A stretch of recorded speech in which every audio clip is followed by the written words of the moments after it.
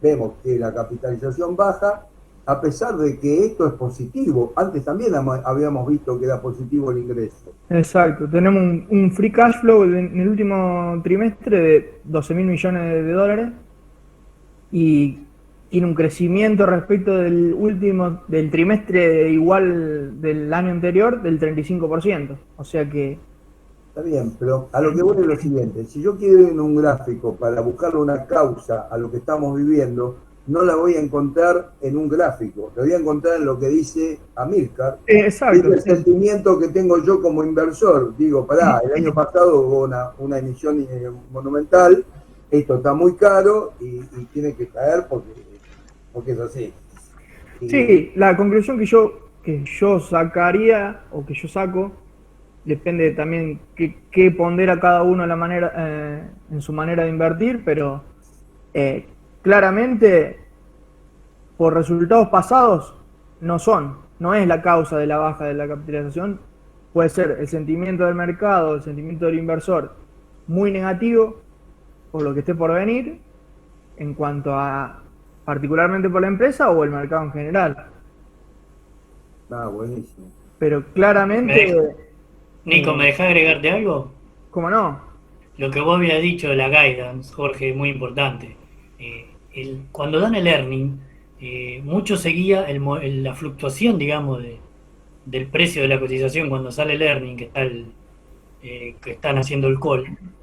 Seguía todo por la guidance, o sea, por lo que dé un año futuro a la empresa. Y Facebook lo que dio es que no va a poder crecer, que es lo que hablamos la otra vez, que como ahora no puede rastrear los datos de Apple, va a perder 10 mil millones de dólares en entrada. Entonces todo eso fue lo que el mercado lo golpeó y lo hizo bajar más de un 20%, que fue la baja más grande, si no me olvido mal, de la historia, que bajó como 250 mil millones de dólares de capitalización bursátil en un solo día.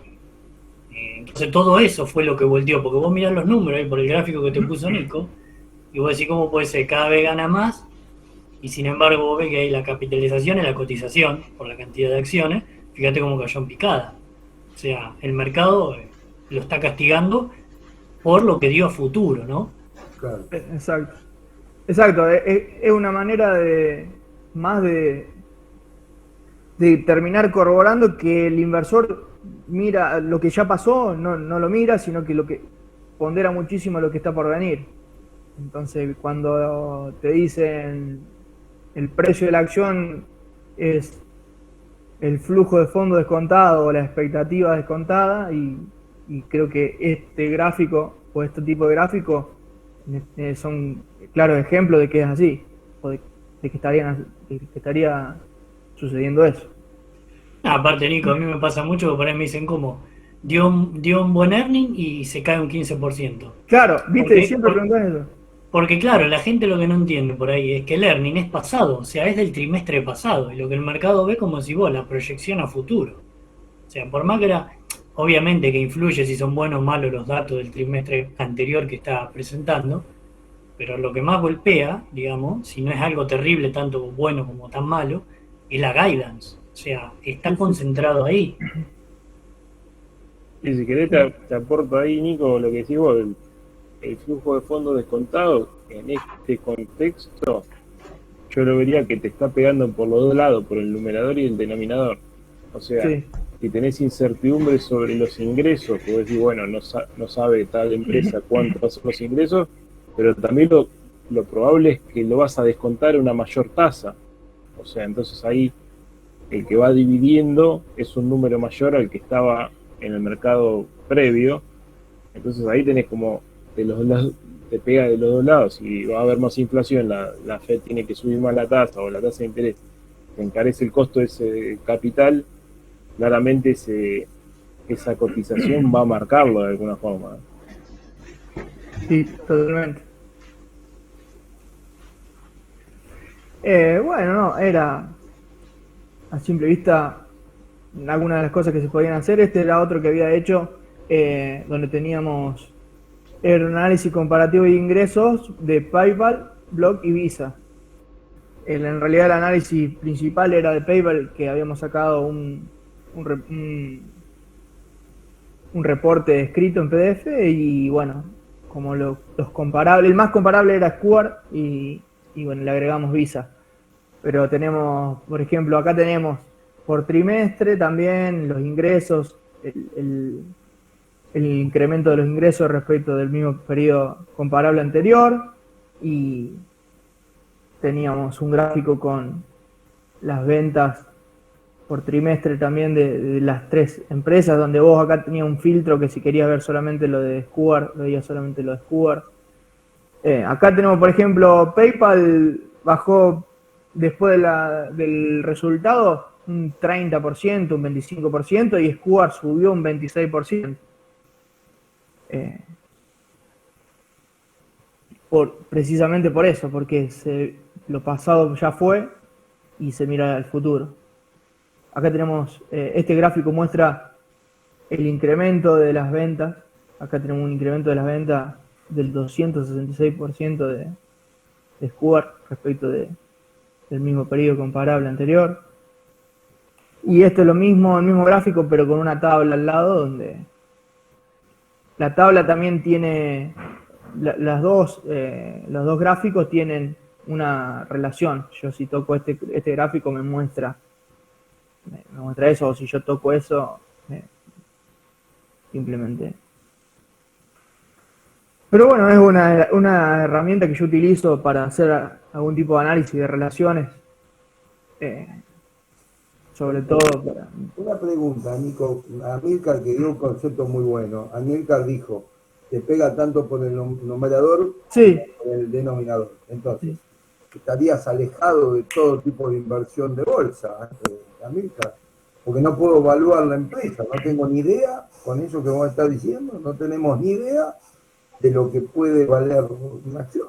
Bueno, o sea, No, tenés lo que decía era que tenés una relación de decir, bueno, hay expectativas o hay probabilidad de que la Fed suba X cantidad de veces la tasa, o vos ves cuánto fue la inflación y sabés que tarde o temprano va a haber una reacción en ese sentido. O sea, después no se te va a ir eso a cero, o sea, o a la tasa tan elevada, y tampoco vas a dejar de generar ingresos. Supongo después tiene que ver el sector, la empresa, cómo venían, y no sé, invirtiendo, si de qué sector es, dependiendo de todo eso, es la parte de los ingresos. Yo voy quizás más a la tasa de descuento, va a ser más alta para todos probablemente. Entonces, ahí también te pega aquello de las empresas más endeudadas y demás, o sea, la van a pasar un poquito más, le va a apretar un poco más el zapato seguramente, y las que están más liberadas en ese aspecto y no deben, seguramente no van a tener tantos problemas. Pero Ok. Nico, siempre ¿no te parece oportuno ver en detalle un poquito EEM? O sea, ver cómo a nosotros emergentes... Bueno, aguantame, yo quería decir una cosa, que lo que preguntaste recién, porque según los analistas, ¿qué vale una empresa? Una empresa vale los flujos de fondos que puede generar a futuro descontado una tasa. Sí. ¿A qué tasa?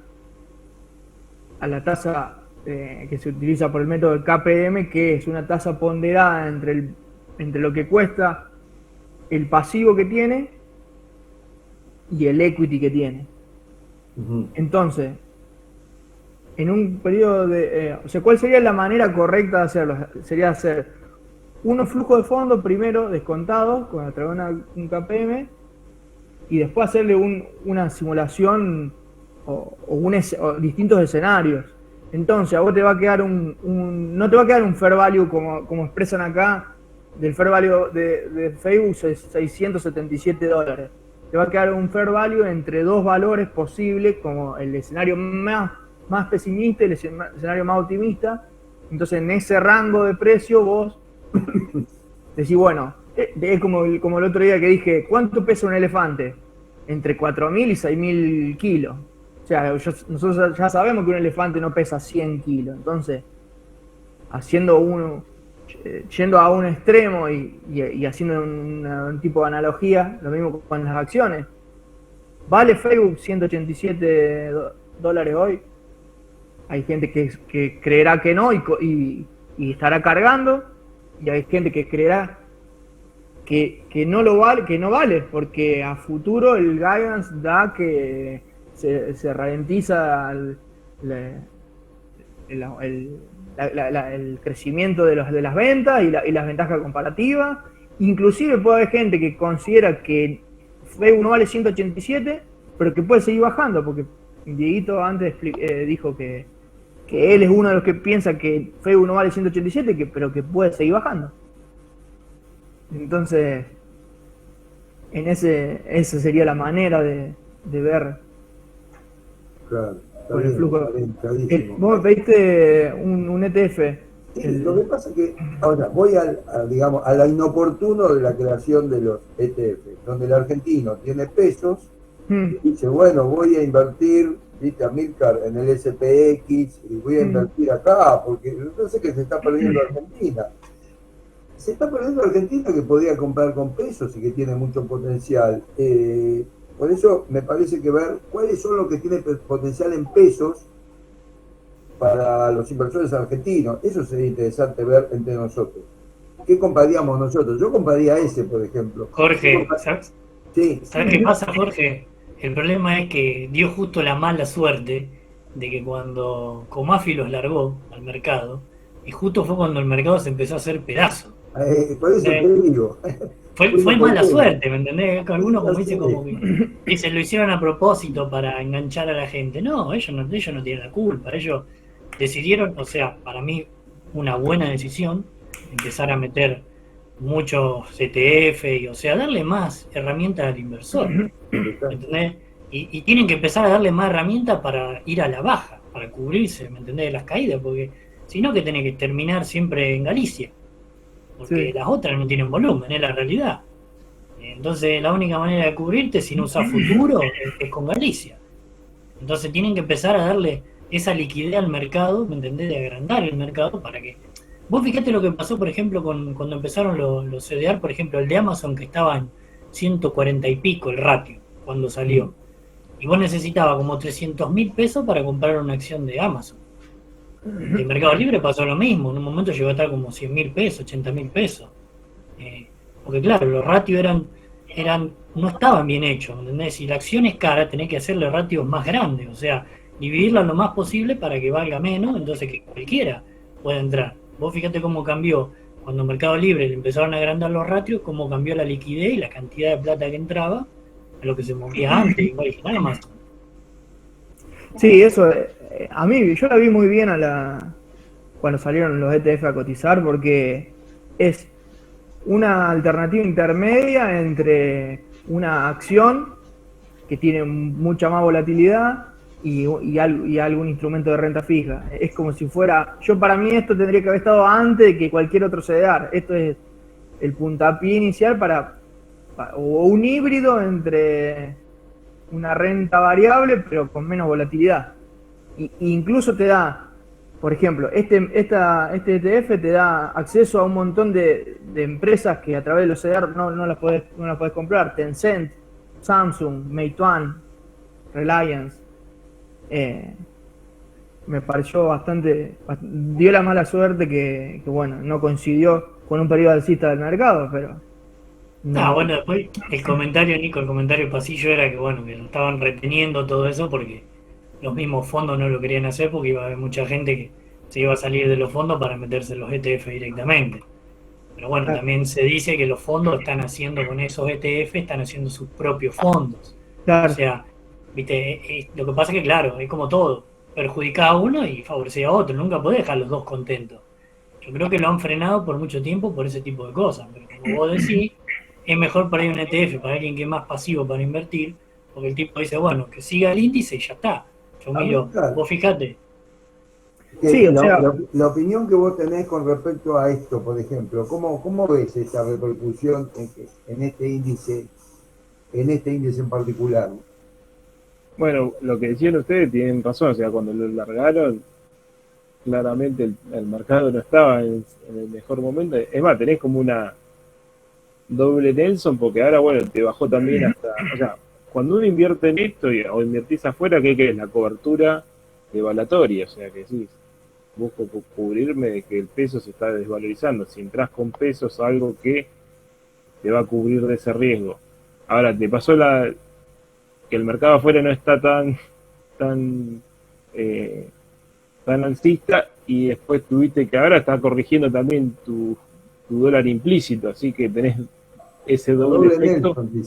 Claro, en pesos, si entró alguien con peso, dice, ¿cómo? Estaba a 2.20 el dólar, baja a 200, bajo Amílcar estuvo a casi 2.35 el dólar. Sí.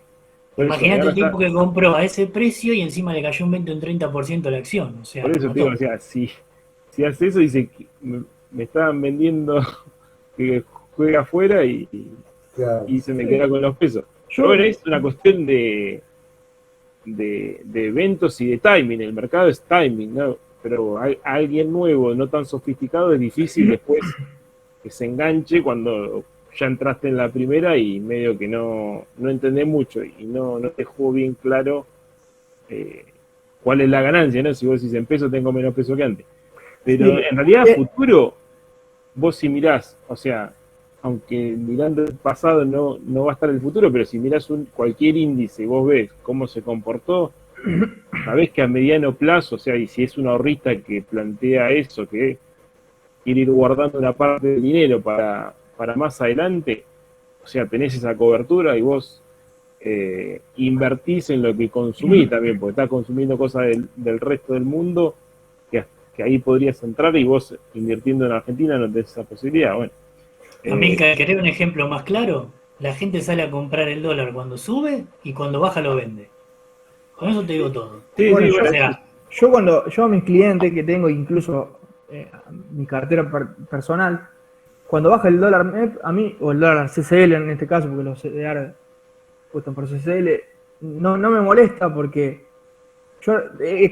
depende cuál es el objetivo de cada uno. Yo la rentabilidad la mido en dólares y si me baja el MEP compro más dólares. Pero el problema es que si Facebook te baja el 25%, ahí tenés una pérdida de capital, no te digo irrecuperable, pero te va a costar recuperar esa rentabilidad. No sé si me entendieron, yo la rentabilidad siempre la mido en dólares y por ahí es difícil y la gente está, a lo mejor, y te dicen, y sí, pero la inflación es el 4% mensual y también tienen razón. El dólar te baja y encima tenés una inflación del 4% mensual y te ves como que decís, nunca ganás. O sea, bueno, pero para eso Nico te va a los bonos 6 y listo. No, por eso sí. O sea, si no querés renegar con el precio del CCL, con la acción y lo que sea, metete en un bono SER y ya está. Está cubierto contra la inflación, pero después no grités si el mercado subió o una acción subió. Después si el dólar se va a 500 y vos te claro. Y bueno, por eso.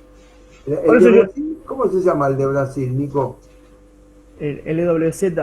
Ese anduvo una barbaridad, ¿no? Este anduvo bastante bien, sí, sobre todo por Vale, que tiene mucha ponderación y como una empresa minera donde se ve influenciada por el precio de los commodities, anduvo bien. Y ni hablar Petrobras también con la suba del petróleo. Si tuviera que hacer un ordenamiento de prioridades de los 9, ¿cuál pondría primero, segundo y tercero? A mí me gusta muchísimo esto porque es algo que no estaba en el mercado y que te da una muy buena diversificación por sector y una muy buena diversificación geográfica, que es el de mercado emergente. No está rindiendo ahora lo que tiene que rendir y probablemente en el próximo año tampoco lo rinda. Pero en cuanto a diversificación, creo que es una excelente alternativa. Y después tenés algunos ETF que son más específicos, como por ejemplo el del sector bancario, el del sector energético, que estos te dan más rentabilidad cuando el sector anda perfecto, pero te dan menos diversificación.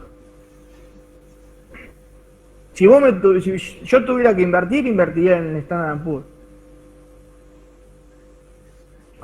Esto es un índice que automáticamente pondera las 500 empresas de mayor capitalización del mercado de Estados Unidos. O sea que constantemente se va ajustando automático, te ahorra vos el trabajo de tener que armar tu cartera y tu portafolio y decir, meto esta, saco la otra.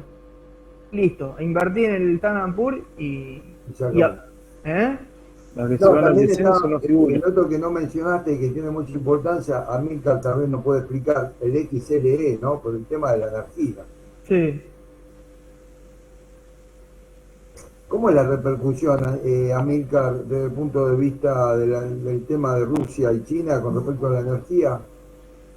Y bueno, nosotros, o sea, a nivel país, estamos en un nivel de, o sea, hemos tenido déficit energético mucho más desequilibrado, ¿no? O sea, que lo que tenemos ahora, pero claramente Argentina en el invierno necesita básicamente todos esos buques regasificadores que entren y puedan suministrar gas natural y, y eso es una demanda pico que Argentina, por la política tarifaria, por la política de subsidios que tuvo, cada año se fue incrementando. Hoy no es tan grande el déficit energético hasta el 2021, ¿no? El 2020 con la pandemia y todo eso se achicó mucho, pero por un tema de que no había actividad. Pero bueno, estábamos haciendo una cuenta nosotros en realidad con respecto a lo que fue el año pasado el tema del precio, ¿no? El precio era 8,33 dólares el millón de BTU de gas natural y hoy estás hablando que no sabes a qué precio se va a terminar importando. Puede ser 30, puede ser 40, o sea, estás multiplicando por muchas veces. Si lo hacíamos con un esquema que iba a 30, porque en realidad también nosotros nuestra demanda está en el invierno, falta un poquito más, pero ya tenés que definir un poquito ese precio o estimarlo, y el conflicto puede ser que se vaya diluyendo cuando entre en verano todos los países desarrollados, puede ser que acomode un poco el precio, pero en ese caso nos daba que la importación pasaba de 1.000 millones a 3.500, algo así. O sea, más o menos 2.500 millones extra o 3.000 millones extra de dólares de El año pasado importación. fueron 11.000 millones de déficit. ¿Cómo? 11.000 millones fue el año pasado de déficit de subsidios por energía. Claro, Claro, lo que vos decís pasa, la parte Jorge, fiscal. Yo te estoy diciendo la claro, parte de balanza, de sector externo, de el, balanza comercial. Ah, no, Amilcar también. lo que te dice es la compra del gas. La compra del gas ahora vale como 4 o 5 veces más de Sí, lo que había fijado los contratos el año pasado Argentina. Entonces ahora sí, sí, Argentina no quiso fijar contrato porque los precios están altos. Pero sí. también corre con el riesgo que si los precios se siguen subiendo, vos lo vas a pagar mucho más caro. Y ahí está lo que dice Amilcar, que vos seguís con la balanza comercial, seguís necesitando más dólares porque lo vas a pagar 4 o 5 veces más lo que lo pagaste el año pasado. Sí, ahora, de todo el conflicto, si vos neteás, o sea, también Argentina exporta parte de energía. Eso, aunque vos lo subas poquito, a nosotros nos daba que en total en el neto, todo siempre de energía, ibas a necesitar entre 1.300 y 1.500 millones de dólares extra por esta cuestión. Y por el lado vos también tenés que compensar porque también subieron los precios, el conflicto de Rusia-Ucrania, te suben los precios de los commodities, que son productores agrícolas de gran envergadura en el mercado y también la incertidumbre, ¿no? Y también cómo venían los precios, porque también venía el dólar debilitándose. Así que ahí tenías que, solamente por las hojas, según los números que teníamos, que después mejoró un poco, ¿no? El panorama de lluvias y demás, aunque la cosecha no va a ser en volumen tan buena, pero con estos precios, solamente con eso ya podías compensarlo o hasta superar ese número de importación. Ahora, esto no terminó porque puede seguir escalando el conflicto, también puede seguir subiendo los precios y vos tenés ahí que ir viendo cómo termina eso, ¿no? Vos vas a tener el pico de, qué sé yo, de la cosecha un poquito antes de lo que sea el pico de la demanda de importación. Entonces, como que vas a tener un poquito antes los dólares que te ingresan de los que se te van. Pero bueno, eso es una cuestión estacional, ¿no? Si querés, Perfecto. ahí tengo en la presentación algunos números, si querés Sí, eso después lo hablamos. Dale, Después yo te tengo diría, Nico, si haces un repaso rápido para que quede los 9 ATF dale, uno por uno, para que así cerramos. claro, para que quede, después habla Aníbal. Bueno, ya que estamos con verá, yo te estaba por decir que este ETF tiene exposición a un solo sector, que es el sector energético, y a un solo país, que es Estados Unidos. O sea que ahí tenés poca diversificación geográfica y poca diversificación por sector. Inclusive casi el 50% del ETF está invertido en Chevron y en ExxonMobil, o sea que tenés muy concentrado dentro de una renta variable, algo muy concentrado en un sector particular. Bueno, empezamos por el ARK Innovation, que es el ETF de Cathie Wood. ¿Se cortó? No se escucha, se escucha. ¿Se cortó? No, sale perfecto. Bien. Bueno, este ETF es un ETF que está enfocado a, como lo dicen los administradores, a las empresas que son más de innovación disruptiva o de vanguardistas. Tiene un 8% de Tesla, Zoom, Roku, bueno, son empresas. Vamos a ver qué diversificación tienen por sector. Son empresas tecnológicas en un 50%, de la salud en un 30%, de consumo cíclico. Y después tenemos una diversificación geográfica que está bastante concentrada también en Estados Unidos. Tenemos otras plazas también como Luxemburgo, Canadá, Suiza, Israel, Bélgica. Che, Nico, un dato de color. Viste que el ETF inverso del ARK superó en cotización al de ARK. Sí. El que lo shortea lo pasó al precio de lo que vale el ARK hoy. O sea, salió en todos lados. El viernes está dando vueltas. Que es una cosa increíble. Y hablaba el mismo creador del fondo y decía que no podía creer que en 4 o 6 meses haya sobrepasado el precio de lo que vale, digamos, el activo que está shorteando. Una cosa de loco. Claro. Digamos, sí, increíble eso. La verdad, un dato no menor. No, que ¿a qué está orientado este ETF? A tener un poco más de volatilidad, con un poquito más de rendimiento si el mercado vuelve a tomar la senda alcista. O sea que es un activo, el ETF, dentro de todos los que están presentando, sería el que más volatilidad tiene. Después tenemos el ETF de Brasil, que tiene el 40% en otros activos, el 18% en Vale, casi el 15% en Petrobras, en distintas ordinarias y preferenciales. Itaú, el Banco Bradesco, la Ambed, también la cervecería. Este es el que más subió, ¿no? En el año. Mirá, lo podemos consultar porque una cosa que me olvidé de contarte es que yo acá tengo una tabla donde vos, por ejemplo, tocas el ETF de Brasil y esto te lleva directamente a la página donde yo tengo los datos. Entonces acá lo traduzco. Bueno, no se puede traducir, pero... Qué laburito, Qué laburito, Nico. Sí, está bueno. Entonces acá tengo mucha más información que la que me puede brindar el archivo resumido que yo hice. ¿Ves? Acá tengo, incluso la ponderación va cambiando. Pero a ver, quería ver La ponderación acá, de cada acá cambia cada mes, cada 2 meses. ¿Cómo cambia la ponderación? No, para mí cambia por la valoración que tiene. Puede cambiar, sí, debe haber una revisión, no sé con qué periodicidad, pero cambia también por la capitalización bursátil que tenga cada acción, Claro. digamos. Acá tenemos performance de EWZ en el último mes, el 6%, en los últimos 3 meses, o sea, prácticamente desde inicio. Acá tenés la Yield. Desde el inicio del año, 21% en dólares. Brasil. Mirá vos el 21% que me perdí, Nico, por no darte.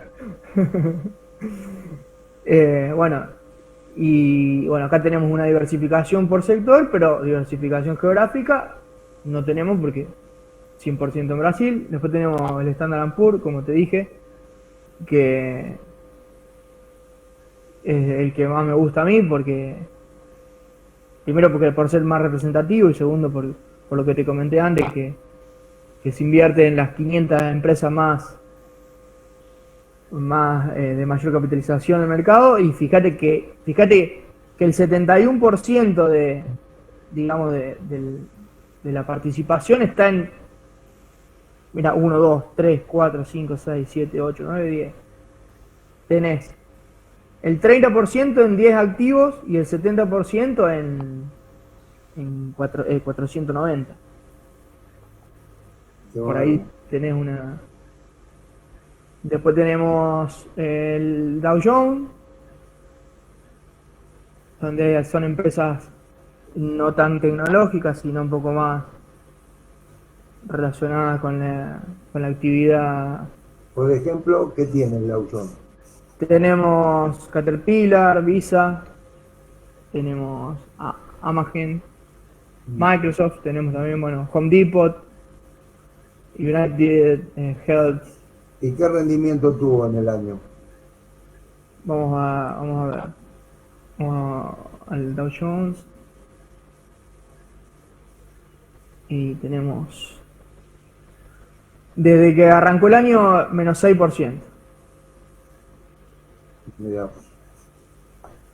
Después tenemos el QQQ, es el Nasdaq 100, donde es como si fuera más concentrado todavía, como un Standard & Poor's, pero más concentrado todavía, donde tenemos más concentración en la ponderación de la cartera. Y después tenemos el Russell son las empresas de las small caps. Fíjate, sería el famoso panel general del norte. Exacto, sería el panel general del norte. Y fíjate, acá sí se ve una gran diversificación en un montón de empresas, porque tenemos 1, 2, 3, 4, 5, en 10 tickers tenemos el 5% de la cartera, y el otro la tenemos en 2.000 empresas casi, prácticamente. O sea que hay una diversificación por riesgo de empresario muy grande, no por diversificación geográfica, y sí por diversificación de sector. Acá podés llegar a encontrar muchas joyitas. Y bueno, después el energético lo vimos. El mercado emergente, como te decía antes, lo que me gustaba era la diversificación geográfica que tenía, porque hay muchos países que tienen tasa de crecimiento distinta a la de Estados Unidos, y eso se puede aprovechar. También puede ser un lastre, y nos había quedado el sector financiero, que bueno, son los bancos de Estados Unidos principalmente. También tiene poca diversificación geográfica, pero acá estamos invertidos en un sector en particular que puede verse beneficiado por la suba de tasa. A ver cómo vienen. Perdón, el X. Igualmente, Nico, hay que ponerlo en duda eso, porque sí, la tasa no es que se va a volar. Vos fíjate que desde hace 4 o 5 meses ven diciendo posicionate en el sector financiero y no para de caer. No, hay que tener cuidado también con eso. Está negativo en el año, sí. Pues la gente se piensa porque le van a dar un 25% de 25 puntos básicos, en la suba de tasa, los bancos van a volar. Bueno, viste, eso lo dijo Leo en un video que hizo. Ojo con los bancos porque o sea, dicen porque va a subir la tasa van a subir un montón. No es tan así, porque la tasa puede subir ¿cuánto? Un 1,5. Y vos fíjate todo lo que cayeron los bancos, todo lo que tienen para recuperar los bancos todavía. Sí. Puede haber sectores que van a rebotar más que el bancario por más que estén subiendo la tasa. Yo lo veo así, ojo, es mi opinión. Sí, coincido. Bueno, lo hago cortito, un breve resumen de cómo viene la macro antes del acuerdo, las metas que tenía el acuerdo con el fondo. Ahí las dudas de cumplimiento, cuán exigentes son las metas y demás. Algo de lo que hablaba Jorge, ahí cuánto nos pega, ¿no?, este conflicto Rusia-Ucrania. Ahí las dudas sobre si los dólares alcanzan, o sea, tenemos un contexto de precios muy importante, pero nos pega por los dos lados, o sea, por lo que importamos y por lo que exportamos. Lo que exportamos es bastante más, ¿no?, de lo que es la balanza energética, pero hay que hacer los numeritos y ver si el conflicto y los precios siguen acelerándose, y ver cómo queda esa cuenta, porque Argentina no tiene mucho margen por ese lado, y bueno, y tiene que acumular reservas, ahora lo vamos a ver lo que le pide el fondo. Y en realidad después tenemos alguna meta fiscal que en realidad la pregunta es cómo va a cerrar la brecha fiscal. Hoy ya tuvimos algún pantallazo de que los números parece que no cierran, pues si no, no pondríamos más impuestos o cerrar los cupos de exportación y llevarlo a una tasa más alta para subir los derechos de exportación. Un pantallazo cortito así de cómo venía la actividad. Acá tenemos, ¿se ve bien? Sí. Perfecto. Si vemos las dos liñitas, tenemos los niveles de esta es cómo se inició la crisis allá por el 2018. Acá por acá suma Alberto Fernández, y acá ya la pandemia que pega fuerte, y vemos la recuperación rápida en un comienzo cuando hiciste la apertura de la economía. Después hubo una lateralización aquí ya tomó fuerza de nuevo la economía. Acá en el medio pegó también la segunda ola, y ahora estamos por acá.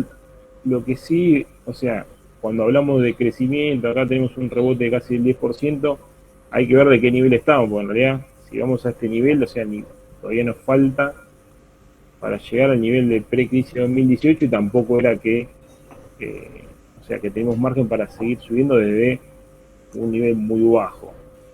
Esto es cómo evolucionó la inversión, que bueno, fuertemente se recuperó, y bueno, hay que ver cómo sigue esta película.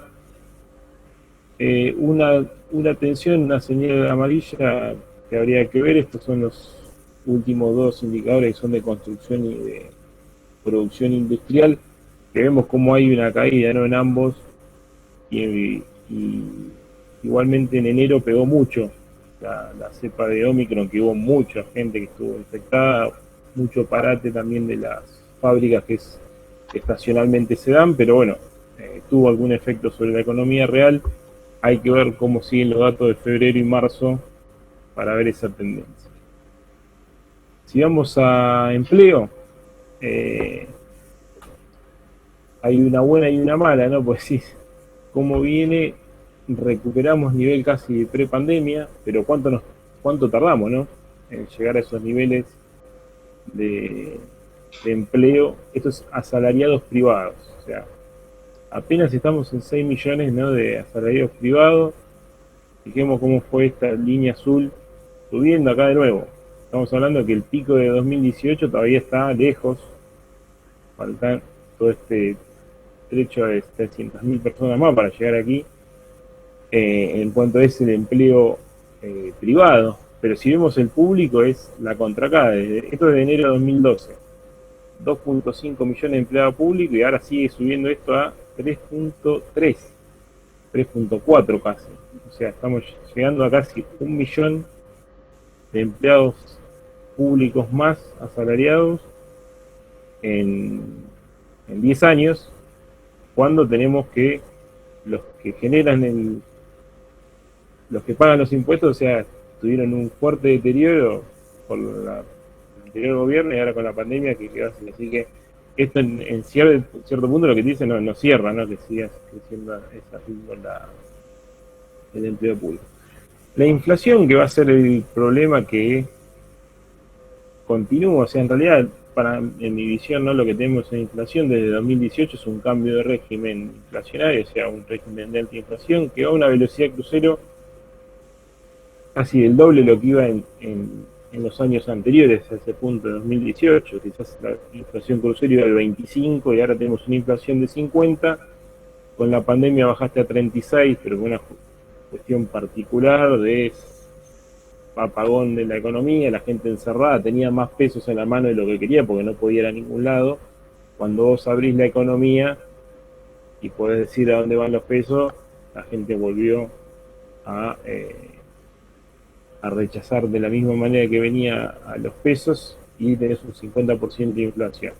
Esto con un esquema de tarifas reprimidas y dólar frenado, o sea que el dólar electoral, si queremos, la receta del dólar, acá tenemos cómo evoluciona en rojo el dólar oficial, la variación interanual, como a partir del segundo trimestre del año pasado, cuando se acercaban las elecciones y no había mucho noticias por dar positivas, la inflación, se acuerdan, en marzo del 21 dio 4,8 y ya se encendieron las señales de alarma para Guzmán y le dijo a PS, bueno, empezó a pisar el dólar y lo pisó hasta donde pudo.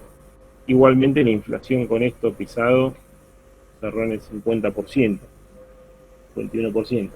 Perdóname, Amílcar, te quiero interrumpir un segundito para agradecer a Maximiliano Montenegro, que nosotros siempre lo admiramos y siempre te vemos, Maxi, junto con Amílcar, y realmente te queremos felicitar por todo lo que haces en forma altruista, ¿no?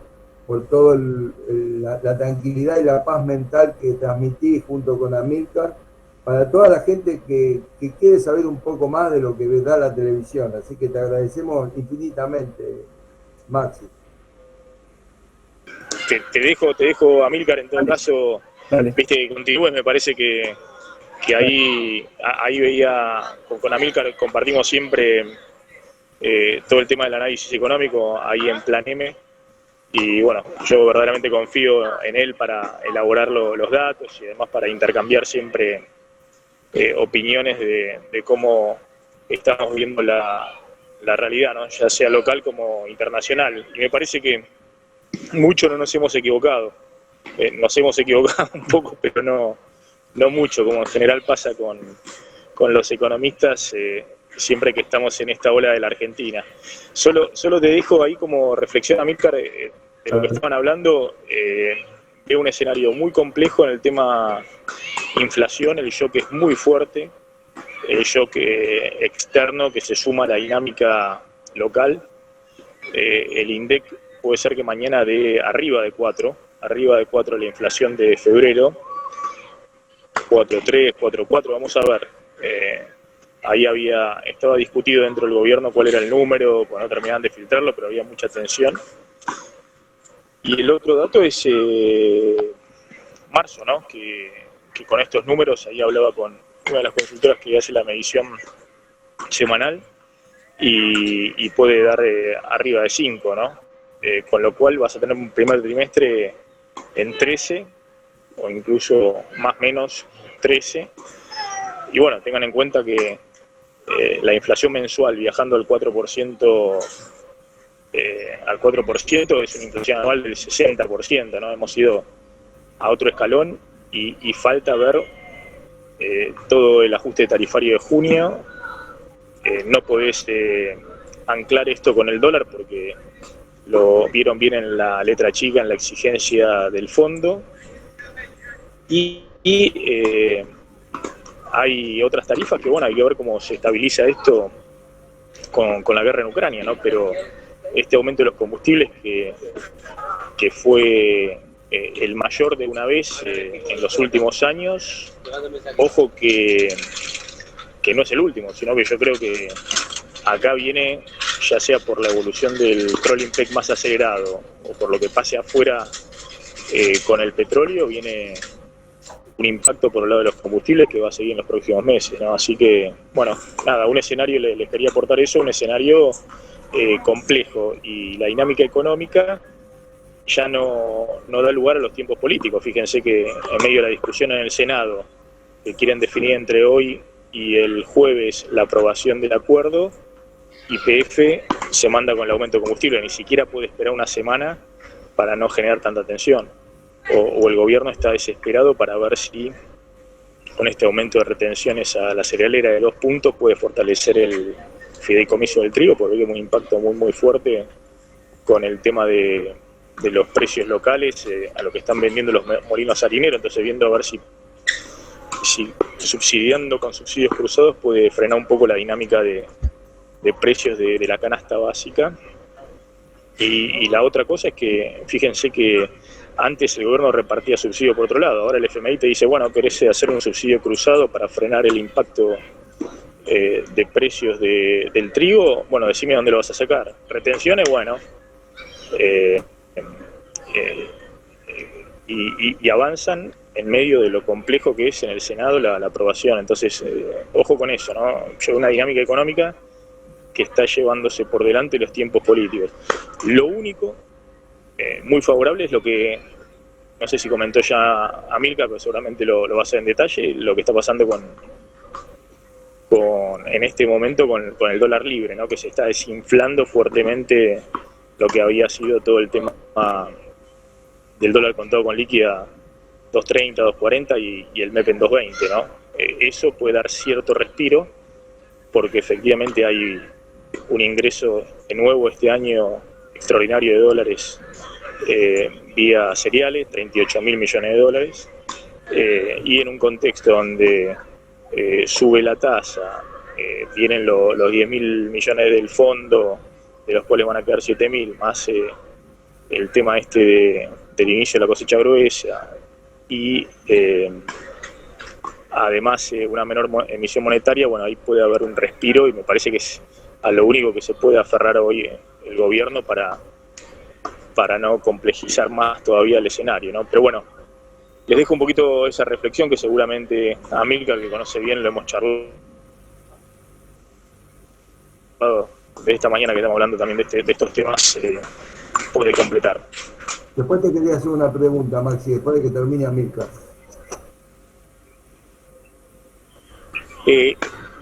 Sí, estoy complicado porque les cuento, pasé a buscar a los chicos Entonces, escúchame, Maxi, te hago esta pregunta y sí. te dejamos. Mirá, el tema es así, acá en este grupo somos todos un grupo de inversores, de profesionales que nos reunimos para ver alternativas de inversión y todos pagamos bienes personales. Entonces, acá lo que vemos es que todo el gasto, lo que dijo Esper, era que de pagar nosotros el 0,6 del PBI, vamos a pagar el 1,6 del PBI, contra un déficit del 2,5, es decir, que 600.000 personas van a pagar el 64% del 2,5. La pregunta es, ¿cómo lo ves eso vos? O sea, ¿cómo lo ves a bienes personales? ¿Cómo lo ves el tema de la evaluación patrimonial de los departamentos? Porque ahora cualquiera que tenga un departamento va a caer en esa volteada. Y no lo ves excesivo, porque el 1,6 del PBI, ¿cuánto nos van a cobrar de bienes personales? Sí, ahí tiene los números Amilcar, yo no recuerdo. En el fondo, con esta evaluación, si no recuerdo mal, de la letra chica, la revalúo de inmuebles y lo que quieren hacer obviamente para que impacte ya sobre bienes personales de este año, están calculando un aumento del 0,1% del PBI de recaudación extra de bienes personales.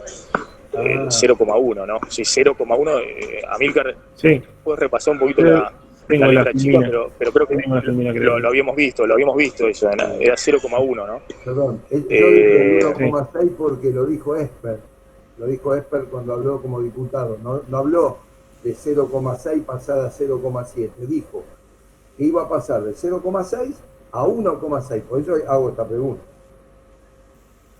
Esto es un error de Esper. Tengan en cuenta que se desactiva la maquinita, se cortan las transferencias a provincia y las provincias van a salir desesperadas a recaudar más impuestos también, ¿no? Me refiero al inmobiliario, ¿no? Sobre eso está enganchado después bienes personales en Nación. Gracias, Martín. Nos vemos. Bueno, si quieren muy rápido y los principales lineamientos, o sea, ¿qué se hizo en 2021? Se atrasó el dólar para frenar la inflación, igualmente terminaste con la inflación arriba del 50%. ¿Cómo viene el sector externo, o sea, el comercio exterior? 14.000 millones, casi 15.000 millones de la diferencia entre expo e impo. El tema es que después hay que ver cuántas de estas se usaron para pagar deuda, porque decís, bueno, tuviste un superávit de casi 15.000 millones, pero el Banco Central el año pasado no se quedó con ningún dólar. Hubo gran parte que se fue en pagar deuda pública, también deuda privada, que es otra canilla que está abierta y se va bastante dólares. Y Y ahí, bueno, se va achicando el número, y eso que vos tuviste el año pasado cerrado el turismo internacional, no hay esa cuenta, o los gastos en el exterior estuvieron muy bajos el año pasado. Este año va a haber un poco más, y ahí, bueno, hay que ver de dónde salen los dólares. Pero yendo al punto de lo del fondo, ¿qué te pide? Tres cosas básicas, ¿no? El fondo te dice, bueno, ajustar el déficit, apagar la maquinita, eso que decía Maxi, del Banco Central, y acumular reservas. O sea, si vos querés mostrar capacidad de pago, decime si acumulás reservas o no. Con respecto al dólar, lo que quieren es que vos vayas desatrasándolo, pero sin un salto al estilo 2014, 2016 y demás. Acá yo había hecho el gráfico como el año pasado, después de ese número de 4,8%, como el crawling peg, como se fue achicando y viajó al 1%. O sea, esto es como sube el dólar oficial.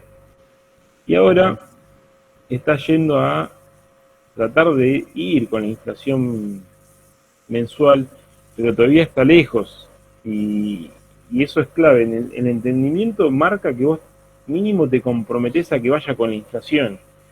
Así que ahí, o sea, tendríamos que ver una tasa o sea, todo lo que ajusta el dólar oficial tendría que ir más cerca de ese 4% o que decía 5 maxi para el mes próximo. Amílcar, ¿te puedo hacer una pregunta de eso? Mira, mi pregunta es, bueno, yo siempre lo planteo. ¿No hay una manera para el gobierno de, digamos, de evaluar sin devaluar, que es sacar uno de los impuestos que tiene el dólar? Si vos le sacás un impuesto de los del 30 que tiene, vos estás devaluando, pero sin devaluar, porque en realidad la gente ya lo está pagando. No sé si me explico lo que te quiero decir. Sí, pero en realidad, o sea, yo entiendo lo que vas, pero digo, los otros dólares...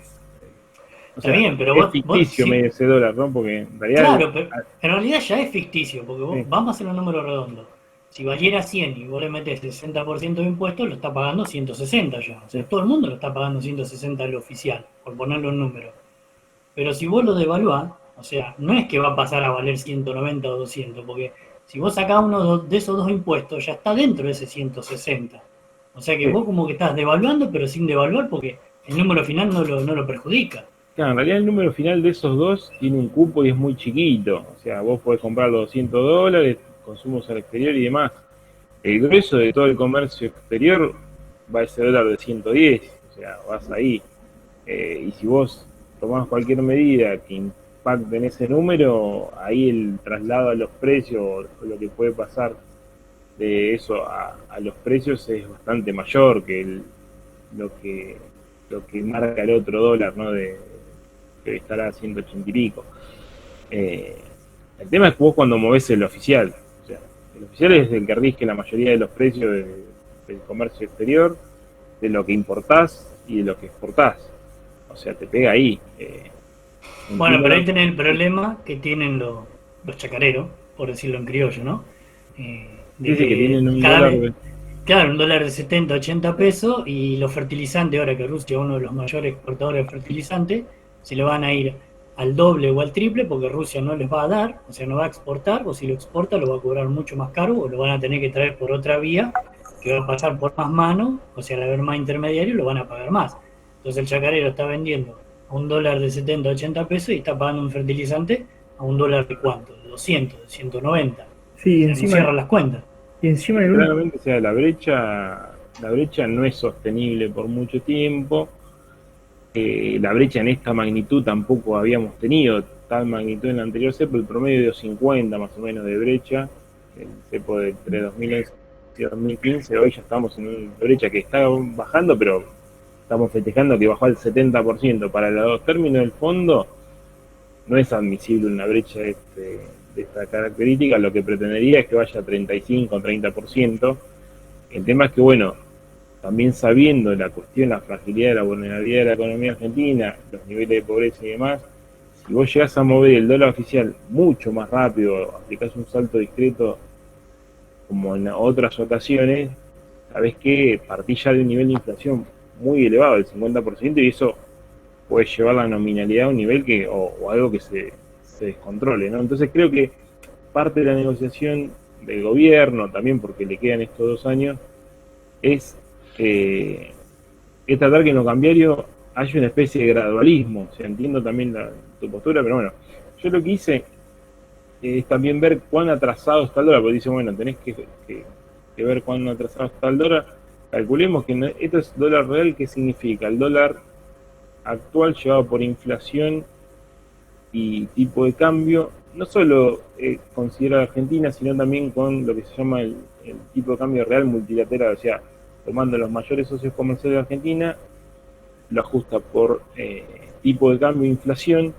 Y bueno, para tener una idea, el dólar de junio del 2002, cuando se fue de 1 a 4, son 210 pesos. O sea, es el dólar de hoy que está en la brecha y ahora sigue bajando. Bueno, esto sigue bajando estos días.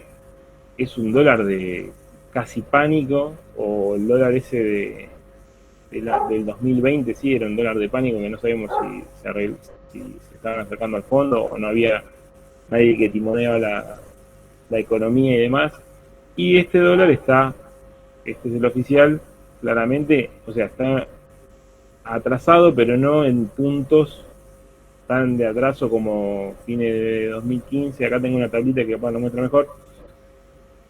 Tenemos la salida de convertibilidad, el precio de hoy sería 210 pesos, el dólar que tuvo Néstor Kirchner 168.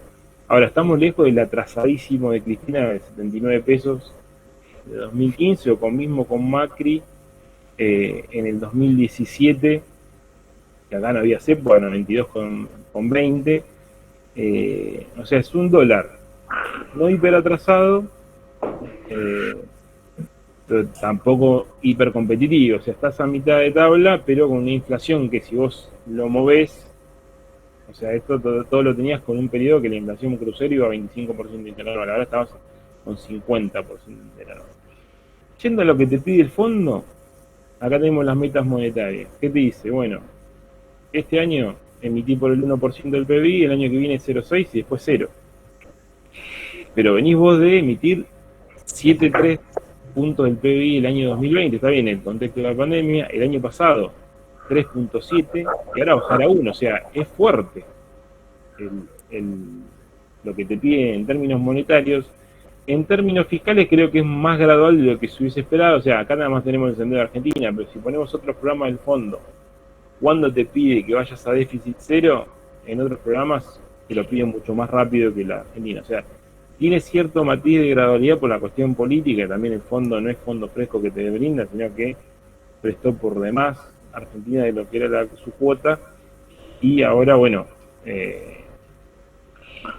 acá. Y el tercer punto es la acumulación de reserva. Este año le pide que acumules 5.800 millones de dólares.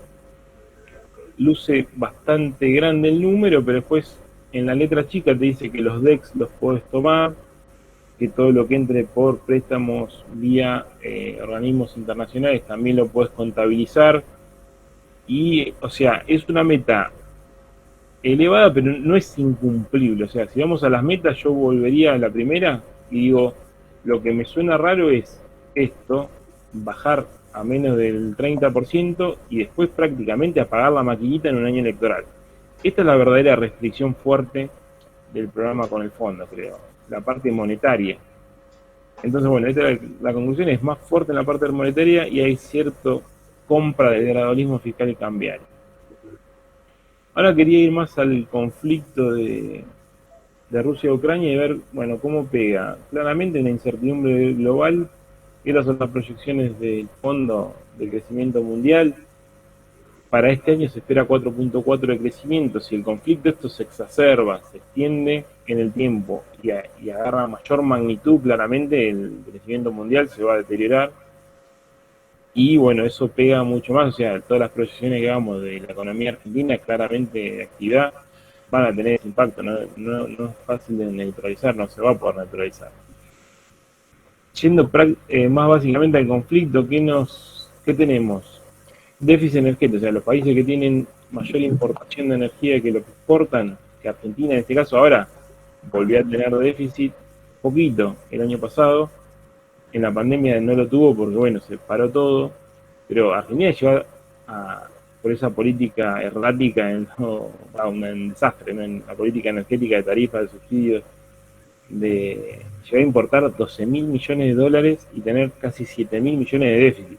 O sea, esto fue el desastre que Macri trató de ir acomodando, que heredó acá en 2014, 2015, o sea, fíjense lo que acumulamos de déficit energético, y en los años previos Argentina exportaba, ¿no?, energía, y bueno, ahora nos pegan esto, o sea, entonces, la cuenta que hay que hacer es cuánto nos da por la soja y cuánto perdemos por el petróleo y gas. Acá tengo la cuenta de, esto es la importación, lo que les decía hoy. El año pasado a 8,33 el millón de BTU se importaron 1.100 millones de dólares. Nosotros hicimos la cuenta con Maxi de que este año se iba a multiplicar y se iba a ir a 3.500, 4.000, quizás en el caso más extremo. Eso nos daba 2.500 o 3.000 millones de más de importación de gas natural licuado, pero bueno, también en el otro gráfico sabíamos que nosotros tenemos algo que exportamos, en el anterior entonces nosotros, aunque hagamos una estimación muy austera de lo que pueda subir la exportación de energía de Argentina, podemos achicar, ¿no?, ese déficit, y el efecto neto nos va a dar un déficit de 1.200, 1.300 millones de dólares, y las mayores exportaciones de soja, o sea, por el precio internacional elevado, nos darían 2.000 millones extra, o sea, más que compensaríamos con la soja. Este dato para mí es muy importante, esto es la publicación de la bolsa de Rosario. Fíjense lo que ingresó en Argentina, si calculamos los 2 últimos años, lo que va a ingresar de 35.000 y 38.000 millones este año de exportaciones agrícolas, o sea, están lloviendo dólares del agro. Fíjense estos años de Macri, 23 y 27, o sea, 40.000 millones frente a estos dos. Perdón, acá, 38 y 37, perdón. Y el año 2020, con la pandemia y todo, se exportaron 24.000 millones. Casi 100.000 millones entre estos 3 años van a tener Alberto Fernández, 100.000 millones de dólares. O sea, es un número muy importante. Claro, pero Amílcar, vos lo que tenés que tener en cuenta ahí es que vos tenés una sola entrada y tenés ¿cuánto? 20, 30, 40, 50 salidas de dólares, o sea, de las importaciones por todos lados, o sea, con un dedo no podés tapar el sol. Bueno, el saldo comercial, ahí lo que mencionaba antes, fue 14.000 millones de dólares el año pasado. Este año va a ser algo menos, seguramente. El tema es que no quedan en el Banco Central. Ahí que te juega la credibilidad y el ancla de expectativa. O sea, con una brecha tan grande, sin ver que la brecha vaya disminuyendo o que vaya estabilizando la situación, es bastante difícil que entren los dólares al Banco Central. O sea, ahí... Vos no te olvides que hay un montón de importaciones frenadas. Por eso, que si vos largás todas esas importaciones, te comen un montón de dólares. Bueno, ahí tenés una parte que es precio y otra cantidad, pero también hay parte de credibilidad. O sea, vos si el programa lo vas llevando y lográs anclar expectativas, o sea, lográs que los dólares alternativos se estabilicen y la brecha vaya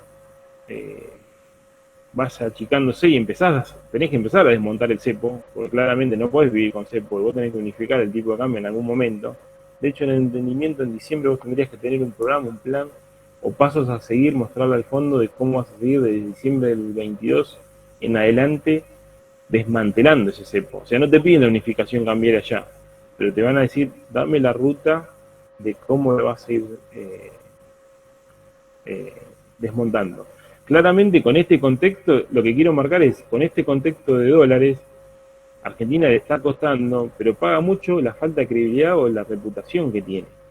Otro país con esta entrada, claramente con acceso a dólares o al mercado para pagar la deuda y teniendo este superávit, tiene un banco central que acumula reservas.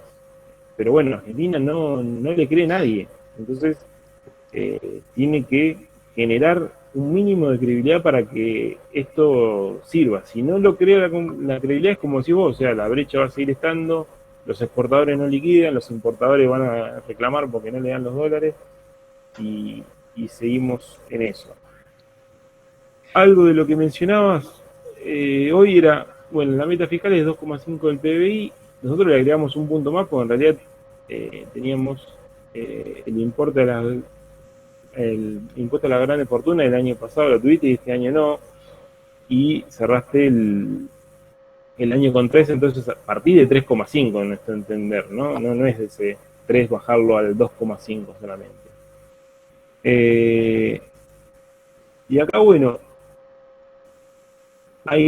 esta es la meta del fondo y nosotros le asignamos a que aparte de lo que te aplica el fondo, hay que empezar a ver cuánto más se puede achicar la brecha por otro lado. Seguramente el impuesto inflacionario va a ser más alto. Probablemente algo del gasto social vas a tener que tocar. Ahora les muestro un gráfico que te marca más o menos cómo fue esa partida, qué pasó en la pandemia con esa partida. Y el ajuste, hay que ver cómo termina el ajuste en los subsidios energéticos. Contrariamente a lo que dice el gobierno, dice, bueno, el gobierno que dice, voy a recortar fuerte en lo que es subsidios económicos. Dentro de los componentes de gasto, ya en lo que se gastó en la partida de Camesa, ya se gastó casi el 30% de lo presupuestado para el año en menos de 2 meses y medio. O sea, claramente los subsidios económicos no se van a reducir en un 0,6 del PBI con esta dinámica. Entonces hay que ver bien, miren, esto es un dato de la Oficina de Presupuesto del Congreso, cómo crecen en términos reales los subsidios energéticos en febrero de este año. 109% interanual contra febrero del 21, y no hay indicios de que esto esté frenando. O sea, está lejos de frenar. Sí está frenando, y acá, bueno, son las transferencias a las provincias. Eso sí está frenando, pero claramente, o sea, lo que dice el gobierno no tiene que ver tanto con los números, y de hecho subsidios energéticos, la cuenta que se hizo con un contexto donde no estaban disparados los precios del gas y demás, y el petróleo, así que es difícil que se achiquen esa magnitud. Entonces, ¿de dónde sale la plata para cerrar la brecha fiscal? Bueno, ya lo vimos recién, algo van a manotear de la retención y ya está. Y lo que no se cierre por la brecha fiscal es más impuesto inflacionario. Y bueno, y las partidas del gasto social, no va a haber, creo, recorte nominal, pero, a ver si tenía el gráfico, acá tenía el gráfico de cómo eran las partidas de todos los programas sociales que no incluyen a la UH. Y fíjense, en el gobierno de Macri cuánto se gastaba, entre 4 y 6.0, entre 0,4 y 6.06 del PBI, se gastaban estas partidas. Con la pandemia se pasó a gastar 3 puntos del PBI. El año pasado se bajó a un poquito más de la mitad. Pero si miramos punta a punta, acá hay un punto, 1.1 punto del PBI que se debería achicar, porque estas partidas fueron exclusivamente una compensación por el COVID, y en este año 2022 no estaría. O sea, acá hay una parte de gasto que no lo van a hacer público, pero seguramente se puede llegar a ir licuando. O sea, si vos no actualizás parte de los programas sociales que no tienen ajuste por ninguna cláusula, y ahí va a estar el tema de cómo se va a ajustar. Si no, no hay otro ítem que pueda darle mucho margen. Si no, está muy difícil. Si no, bueno, obviamente la inflación tiene que ser mucho más de lo que se plantearon con el fondo, ¿no? Bueno, ese era el pantallazo más que nada que quería mostrarles, más o menos cómo pensamos que puede impactar el conflicto de Rusia-Ucrania a nivel global, qué es lo más fuerte del acuerdo con el fondo, que creo que es la parte monetaria, y de dónde puede sacar el gobierno cuando no cierre la brecha fiscal, de dónde tiene algún margen, y si no va a ser mucho más inflación, como siempre, ¿no? Por las malas. Muy bueno, ¿te puedo hacer una pregunta, Milka? Sí. Bueno, los economistas liberales decían ya cuando Macri lanzó su plan económico que ya tenía fecha de caducidad, que el gradualismo, digamos, iba a terminar tarde o temprano en lo que terminó. Este plan también es gradual, digamos. ¿Vos lo ves sustentable, digamos, que en algún momento volvemos al mercado de capitales, en algún momento salimos al cepo, cumpliendo, supongamos que cumplimos lo que dice el fondo, todo lo que están las metas, ¿no? Cumpliendo, digamos, yendo todo bien. ¿Vos ves que este plan puede tener éxito o ya tarde o temprano va a encontrar su cuello de botella y va a volver a haber tensiones cambiarias y volver bueno, a la dinámica argentina, digo? Sí, yo lo que veo es que va a ser más que nada un service que le hagas a algo que está muy desequilibrado. O sea, llevas el auto a arreglarlo y a emparejarlo un poquito para que camine, para que pase la BTV, ¿viste? Pero no vas a hacer algo, claramente no estás haciendo algo de fondo. Ahí te va a pegar bastante en caso que vos te desvíes mucho de las metas cuando lleguen las revisiones. No solo de lo económico, sino creo de lo político, porque va a haber ruido interno, ¿no? Si vos le tenés que pedir al fondo, o el fondo te dice, mira, tenés que hacer esto, el otro, cada 3 meses, internamente va a haber un deterioro seguramente del equipo económico y demás, si vos no cumplís y cada vez tenés que ir ajustando más o que el fondo te vaya ajustando o pidiendo perdones y estirando. Y como está planteado el crédito, que en realidad está machado con los desembolsos, están con los vencimientos originales del stand-by original, creo que lo que hizo el fondo también es consciente de que esto no es para... o sea, que ahí también están los tiempos políticos. O sea, son 2 años de este service. Si el contexto internacional sigue favorable, el gobierno y la economía se puede achicar un poco más los desequilibrios, y si vos lo mantenés haciéndote lo que te piden. Ahora, si vos, principalmente lo que marco de nuevo, lo monetario, porque si vos achicás fuertemente, podés tener un efecto sobre la inflación a mediano plazo. O sea, obviamente en el corto plazo, si te dicen desatrasar el dólar o liberar las tarifas o ajustar las tarifas, claramente en el corto plazo tenés más inflación, pero en el mediano plazo, si te dicen emití solamente 1 punto del PBI y en el año siguiente 0,6, tenés algún efecto que puedes tener. Pero van a ser estos 2 años de transición a ver qué pasa, creo, desde el punto de vista político. No hay algo de fondo. Yendo a tu pregunta, no hay algo de fondo que digas. Por eso también el fondo le da ese margen de gradualidad. Si no iría más... ¿Te puedo agregar algo, Amílcar? Sí. Para mí, yo como lo veo yo, ¿no? El fondo le está dando como si vos esos 2 años de gracia porque está esperando el cambio de gobierno. O sea, sabe que con este gobierno no puede. Entonces, ¿qué hace? Le da oxígeno para que lleguen a las elecciones, porque si no llegan a las elecciones es un caos. Por no decir otras cosas, pues sería una revuelta interna, por así decirlo.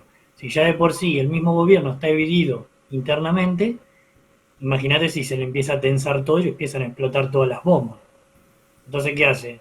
Como saben que aparte que no es un acuerdo por algo que te van a prestar, es un acuerdo por algo que vos tenés que pagar. Por eso no hay que desembolsar plata fresca, claro, machear los desembolsos. Lo que ellos buscan es por ahí, arreglar un poco la situación del país para que el país les pueda pagar. Porque ahí está la diferencia. Una cosa cuando vos le fuiste a pedir, pero ahora vos estás haciendo como un reacuerdo para digamos, refinanciar la deuda. Y entonces, lo otro que también, que por ahí para lo que preguntaba Leo, lo clave para que vuelva el inversor al país es la seguridad jurídica. Si vos todos los días le cambiás las reglas, hoy el dólar así, hoy esta ley así, hoy podés exportar, hoy no podés exportar, hoy te dejo sacar, hoy te dejo entrar, entonces el tipo que tienen para invertir no se va a ir a meter en un país cuando todos los días te cambian las reglas de juego. Vos tenés que ponerte claro ahí y decir, bueno, buscar para que la economía se abra al mundo, como hizo en su momento China.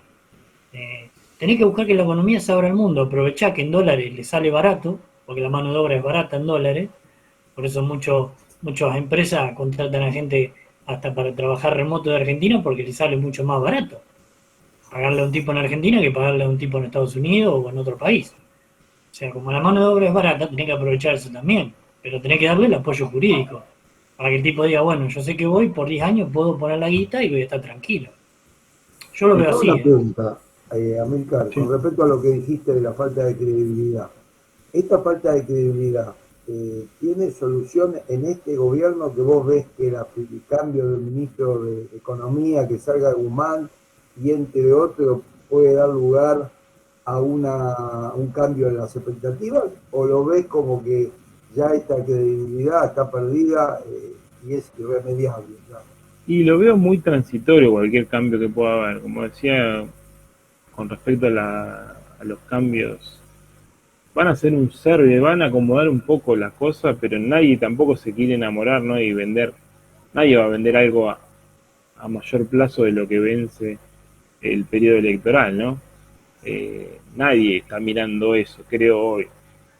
Si, o sea, lo máximo es estabilizar, o sea, Argentina con no tener crisis cambiarias está fuera de lo normal para nosotros, diríamos, ¿no? Porque crisis cambiarias tuvimos muy recurrentes y vos lo único que estás tratando es evitar esa colisión y evitar un contexto más adverso, o también en el medio tuviste con la pandemia y demás y ya la economía se deterioró más.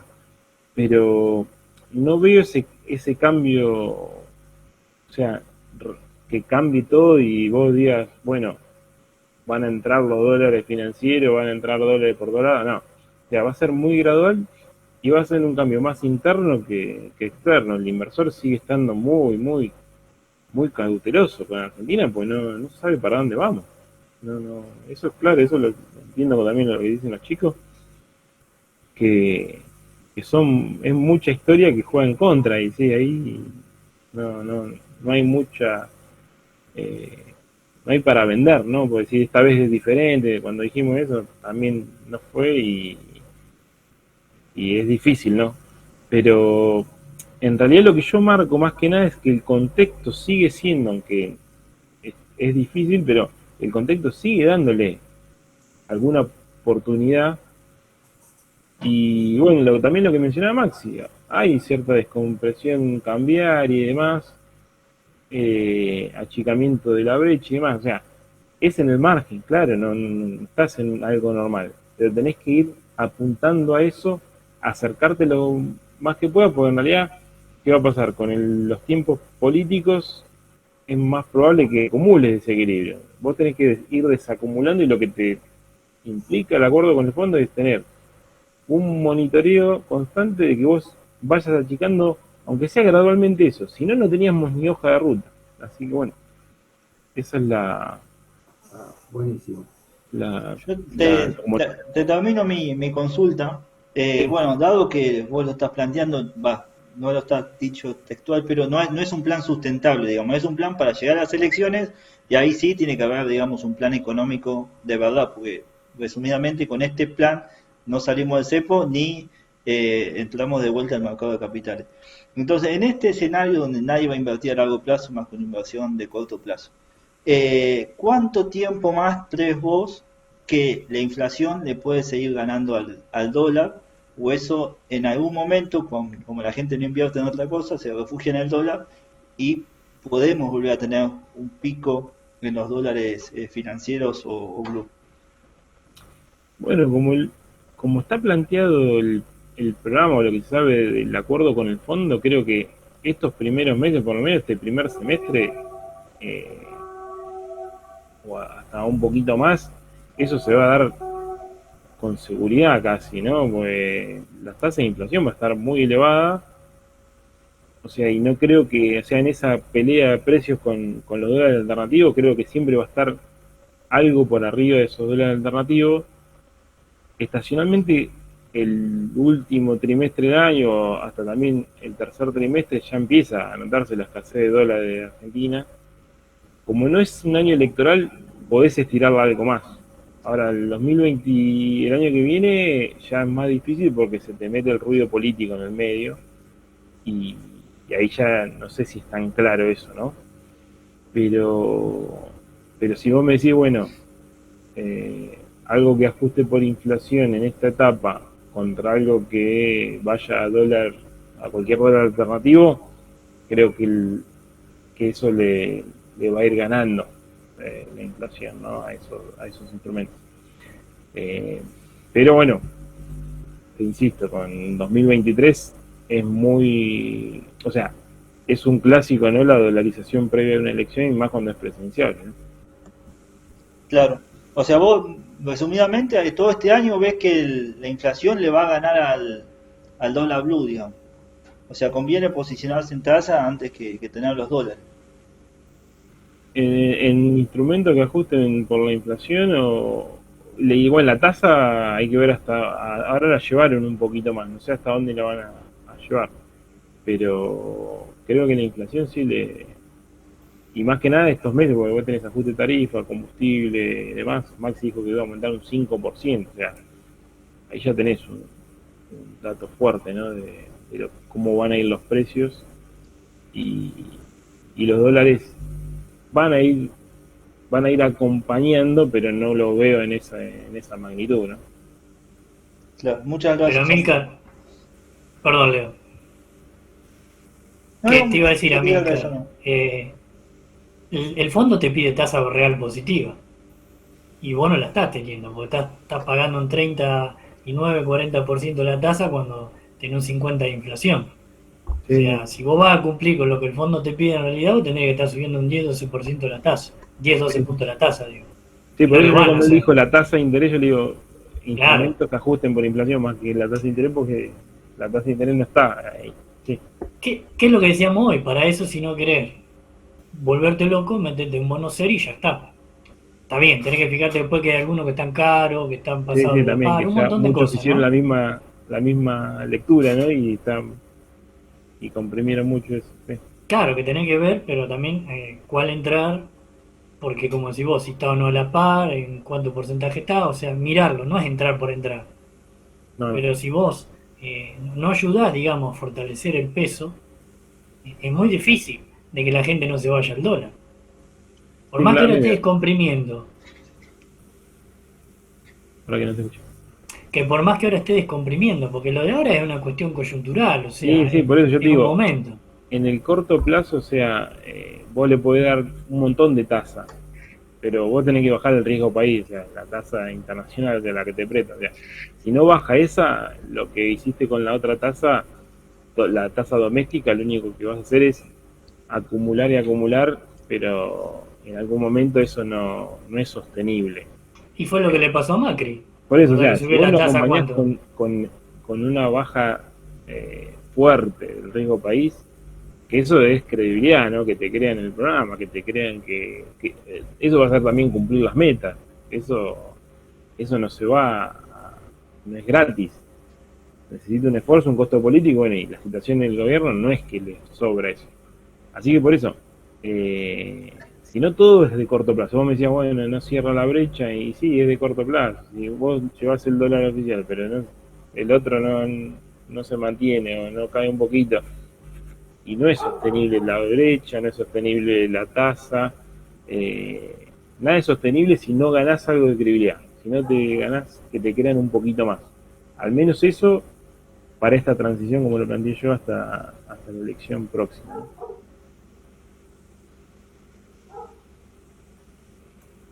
Pero de todos modos, siendo un poquito optimista, Amílcar, se ha creado cierto ordenamiento y cierto consenso entre algunos de la oposición con el gobierno con respecto a la razonabilidad del acuerdo y con respecto a la creación de algún tipo de marco que pueda ser ordenatorio para el futuro, porque era muy caótico todo lo anterior. ¿Tiene algún tipo de creación de marco?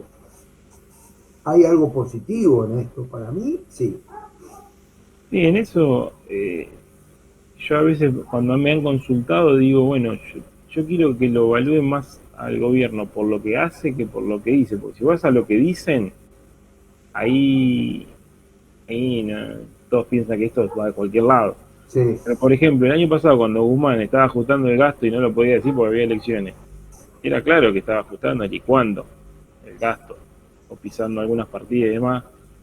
Si lo hacía abiertamente en el gobierno, lo mataban, pero él lo fue haciendo. De hecho la carta de Cristina era para criticarle eso y demás.